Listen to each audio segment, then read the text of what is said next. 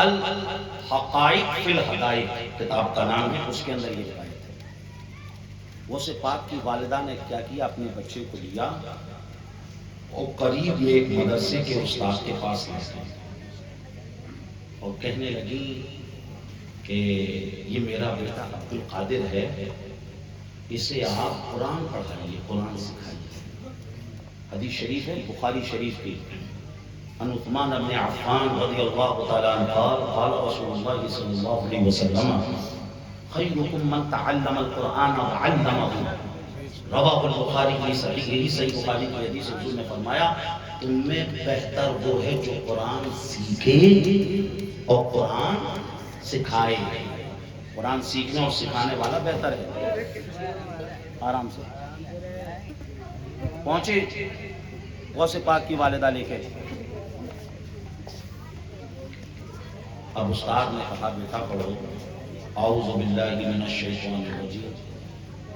غوث پاک نے بڑے اچھے طریقے سے پڑھا اعوذ باللہ من الشیطان الرجیم، پھر کہا بیٹا پڑھو بسم اللہ الرحمن الرحیم، بسم اللہ الرحمن الرحیم بھی پڑھا۔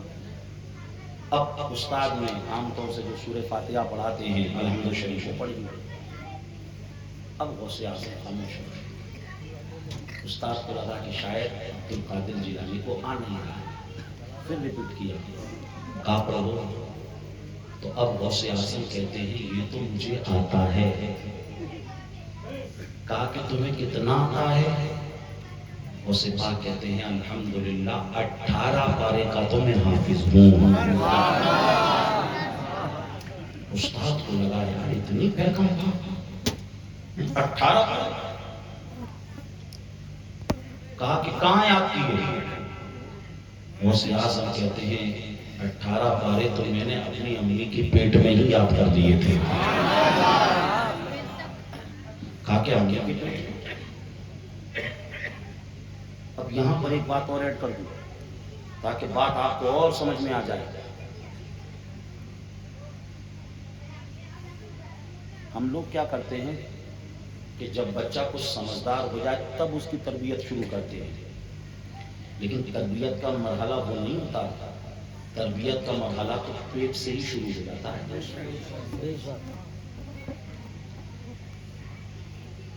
کانپور میں ایک یونیورسٹی ہے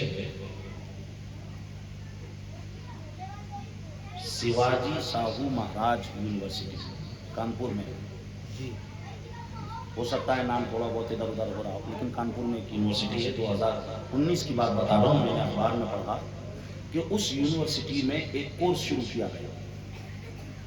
وہ عورتیں جو امید سے ہوتی ہیں ان کو ایڈمیشن دیا جاتا ہے، ان کو پڑھایا جاتا ہے، بتایا جاتا ہے کہ آپ کو سوچنا کیسا ہے، آپ کو بولنا کیسا ہے، اور آپ کو کیا کیا کرنا ہے، کیا کیا کھانا ہے، جس سے آپ کے بچے پر کوئی غلط اثر نہ پڑے، کیونکہ بچے کے اوپر ماں کی تمام حرکات و سکنات کا اثر ہوتا ہے۔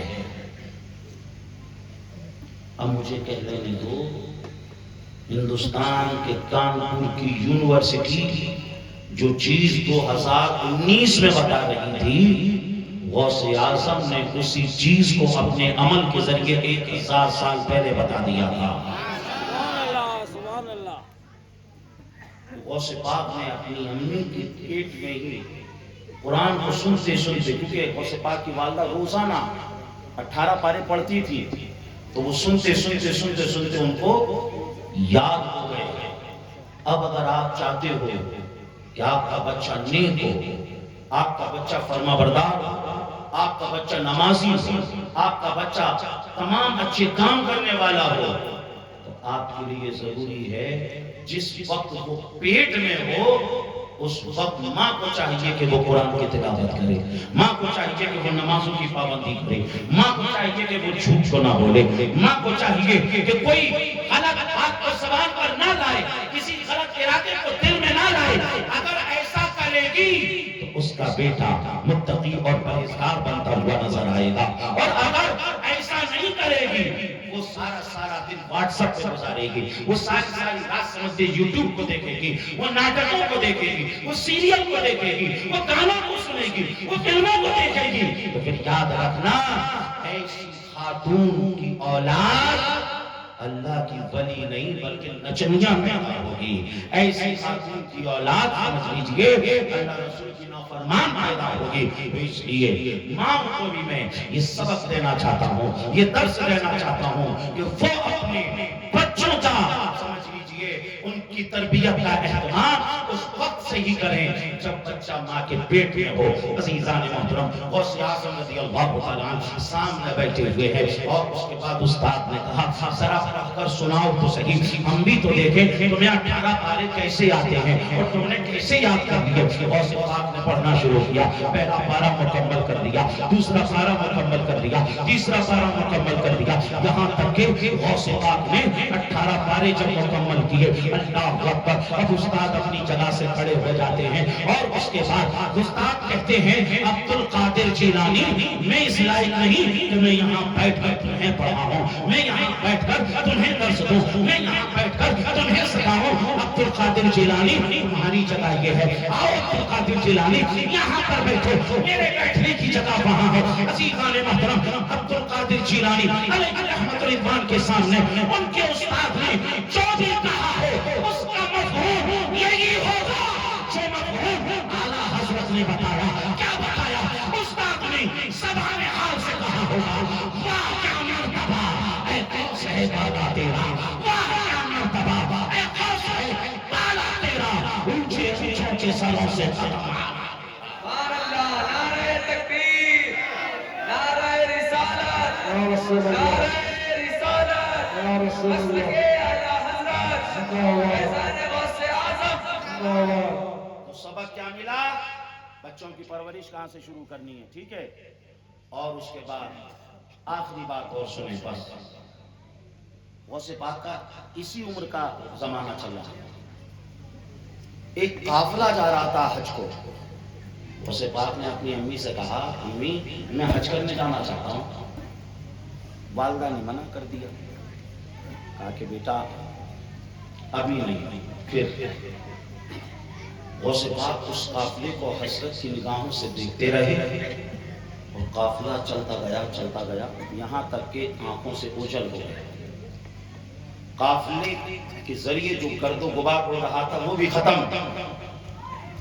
بس غوث پاک ایک ہی چیز سوچ رہے تھے اگر اس قافلے میں چلا جاتا تو کعبے کو آنکھوں سے دیکھتا، کعبے کی زیارت کرتا، کعبے کے ارد گرد گھوم کر طواف کرتا، کعبے کے چکر لگاتا، کعبے کا طواف کرتا. عزیزان محترم، غوث اعظم ابھی اسی بات کو سوچ ہی رہے تھے کیونکہ حدیث شریف میں ہے حضور نے فرمایا وَإِنْ سَأَلْنِي لَأُعْطِيَنَّهُ، اللہ کا ولی کوئی چیز اللہ سے مانگتا ہے تو اللہ ضرور عطا فرما دیتا ہے. عزیزان محترم، غوث اعظم ابھی یہی سوچ رہے تھے اس قافلے کے ساتھ جاتا تو کعبے کو دیکھتا، اس قافلے کے ساتھ جاتا کعبے کا طواف کرتا، اس قافلے کے ساتھ جاتا کعبے کی زیارت کرتا، جس کعبے کی طرف منہ کر کے نماز پڑھتا ہوں اس کو قریب سے دیکھتا، اس کو ہاتھ لگاتا. عزیزان محترم، ابھی غوث اعظم یہی سوچ رہے تھے رب کا حکم ہوا اے کعبہ اٹھ اور عبد القادر کی زیارت کرنے کے لیے جا. اب کعبہ اٹھا اور کعبہ غوث اعظم کا طواف کر رہا ہے، کعبہ غوث اعظم کے ارد گرد گھوم رہا ہے. اسی لیے تو اعلیٰ حضرت نے کہا سارے اقطاب جہاں کرتے ہیں کعبے کا طواف، سارے اقطاب جہاں کرتے ہیں کعبے کا طواف. ہے طواف درے بالا تیرا، کعبہ کرتا ہے طواف درے بالا تیرا، واہ مرتبہ اے غوث ہے بالا تیرا، اونچے اونچوں کے سروں سے قدم بالا تیرا. جی لگا کر بولو اور محبتوں سے بولو اور دل کی گہرائیوں سے بولو. تو ماں باپ عزت کرتے ہیں، ماں کا کہنا مانتے ہیں تو پھر کیا ہوتا ہے کعبہ ان کی زیارت کرنے کے لیے آتا ہے. نشان اللہ تعالیٰ تھا فرماتا ہے اگر آپ چاہتے ہو کہ آپ کا اقبال بلند ہو تو ماں باپ کی عزت کرو. الجنت تحت اقدام الامہات، حضور نے فرمایا تمہاری جنت تمہاری ماں کے قدموں کے نیچے ہے۔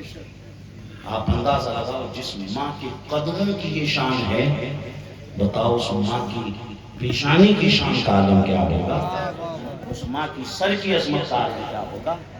اور باپ کے تعلق سے حضور نے کیا فرمایا، ترمذی کی حدیث ہے، رضا اللہ فی رضا الوالد وسخط اللہ فی سخط الوالد، باپ کی رضا میں اللہ کی رضا ہے اور باپ کی ناراضگی میں اللہ کی ناراضگی ہے۔ تو اپنے ماں باپ کا دل نہ دکھائیں۔ آج جب بیٹا کوئی جاب کر لیتا ہے نا، جب بیٹے کو سمجھ لیجیے کوئی نوکری مل جاتی ہے یا اپنا دھندا پانی وہ سیٹ کر لیتا ہے، تو ایک جملہ کہہ دیتا ہے کہ تم نے کرائی کیا میرے لیے، تم نے کرائی کیا میرے لیے۔ عزیزان محترم، کبھی بھی اپنے ماں باپ کا دل نہ دکھانا۔ اور جب بیٹا کچھ کمانے لگ جاتا ہے، گھر چلانے لگ جاتا ہے، اب ماں باپ اس کے سامنے خاموش ہو جاتے ہیں، اس کے سامنے بولتے نہیں بولتے ہیں۔ میں نے دیکھا ہے، کیوں نہیں بول رہے ہو؟ کہا کہ بولیں گے تو بچے کو برا لگ جائے گا، کماتا وہی ہے، گھر بھی وہی چلاتا ہے۔ دوستو یاد رکھنا، اگر ماں باپ اس طریقے سے خاموش ہو گئے نا، تو جب ان کا انتقال ہوگا تب تو تم حقیقت میں دیکھو گے، لیکن سمجھ لیجئے مجازاً ان کا انتقال اسی دن ہو جاتا ہے جس دن ماں باپ اپنی اولاد سے ڈرنے لگ جائیں، جس دن ماں باپ کو اپنی اولاد کا خوف ہونے لگ جائے۔ تو اس لیے ماں باپ کا کبھی دل مت دکھانا۔ ماں باپ کا اگر دل دکھایا ہے نا، تو سمجھ لیجئے تم کامیاب نہیں ہو پاؤ گے، تمہیں اللہ کی رضا نہیں ملے گی۔ دیکھیے باپ کی رضا کو اللہ نے اتنا اونچا مقام، نبی نے اتنا اونچا مقام دیا، اتنا اونچا مقام دیا کہ باپ کی رضا کو اللہ کی رضا کے ساتھ ملا دیا کہ باپ کی رضا میں ہی اللہ کی رضا ہے۔ اگر باپ ناراض ہے، خوب عمرے کرے آئیے، خوب حج کرے آئیے، خوب جو ہے مدرسوں میں دیجیے، مسجدوں میں دیجیے، مگر اللہ کی رضا تو جبھی ملے گی کہ جس باپ کو تم بے وقوف سمجھتے ہو وہ باپ تمہارا راضی ہو جائے۔ نعرہ تکبیر، نعرہ تکبیر، نعرہ رسالہ، مسجد اعلی حضرت